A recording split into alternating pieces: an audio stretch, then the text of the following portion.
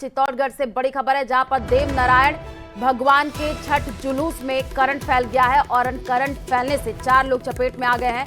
3 लोगों को कोटा रेफर किया गया है, एक का रावतभाटा में इलाज चल रहा है। तो बड़ी खबर इस वक्त आपको चित्तौड़गढ़ से बता रहे हैं, जहां पर देव नारायण भगवान के छठ जुलूस में अचानक से करंट फैला है। करंट फैलने से 4 लोग इसके चपेट में आ गए हैं और 3 लोगों को कोटा रेफर किया गया है, एक का रावतभाटा में इलाज चल रहा है।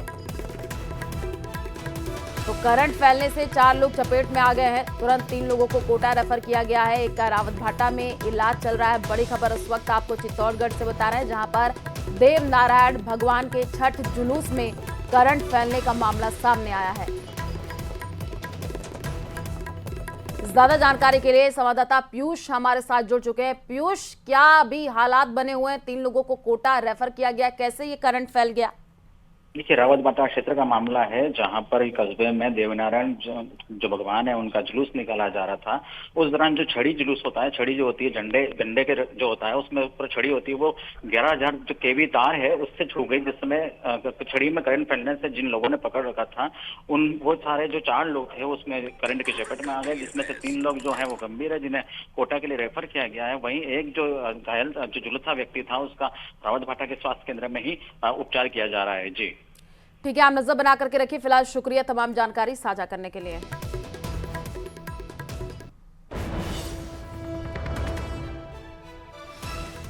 और इसी बीच करौली से बड़ी खबर है, जहां पर पुलिस टीम को 2 बड़ी सफलताएं मिली हैं। 25,000 के इनामी रामकेश गुर्जर को पकड़ा गया है। तो वही नीतू गुर्जर हत्या मामले में ये रामकेश वांटेड था। दूसरी कार्रवाई में फायरिंग का आरोपी अरेस्ट हुआ है। पुलिस ने मुकेश मीणा को गिरफ्तार किया है। बड़ी खबर इस वक्त आपको करौली से बता रहे हैं, जहां पर पुलिस टीम को 2 बड़ी सफलताएं हाथ लगी है। 25,000 के इनामी रामकेश गुर्जर को पकड़ा है। नीतू गुर्जर हत्या मामले में रामकेश वांटेड था। दूसरी कार्रवाई में फायरिंग का आरोपी अरेस्ट हुआ है। पुलिस ने मुकेश मीणा को गिरफ्तार कर लिया है।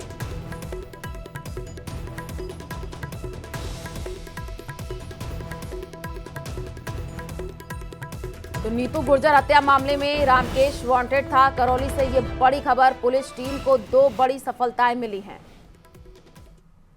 तो जब सुबह श्रीमान आईजीपी साहब भरतपुर रेंज को हमने निवेदन किया कि साहब नहीं 25,000 का इनाम पकड़ा है और 2018 इस प्रकार का ये बहुत ही चर्चित केस था, तो श्रीमान आईजीपी साहब ने फरमाया जो बाकी बचे हुए 3 आरोपी हैं, वीर सिंह, संतोष और नीरज तो मुख्य आरोपी है, इनके खिलाफ सर ने कहा कि 50-50 हज़ार का प्रस्ताव भेजो, मेरे को मंजूर कर। तो सर ने 50,000 रुपए प्रत्येक के ऊपर इनाम की घोषणा की है।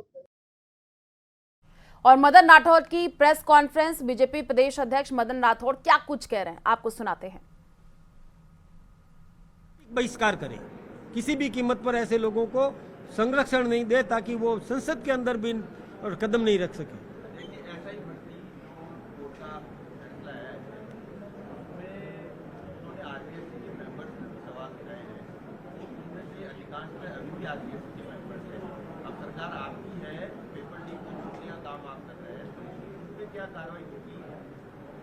देखिए, कोर्ट ने आरपीएससी के मेंबर्स पर सवाल उठाए हैं और ये कुछ हद तक सही भी रहा हो सकता है, लेकिन एक संवैधानिक संस्था है वो आरपीएससी, स्वतंत्र संस्था है।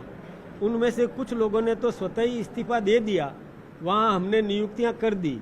कुछ लोग और बच गए हैं, तो मैं सोचता हूँ कि इस आदेश के बाद वो स्वयं इस्तीफा दे करके हट जाएंगे, तो निश्चित रूप से नियुक्तियाँ हम भी कर देंगे। एक मिनट, थोड़ा सा जोर से बोलना।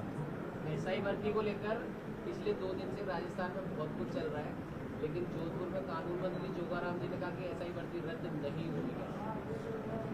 देखिए, कानून मंत्री है, कानून की समीक्षा करेंगे और हम भी समीक्षा करने की बात ही कहेंगे कि जो भी आदेश हुआ है कोर्ट का, हम उस पर तत्काल रिएक्शन नहीं देंगे।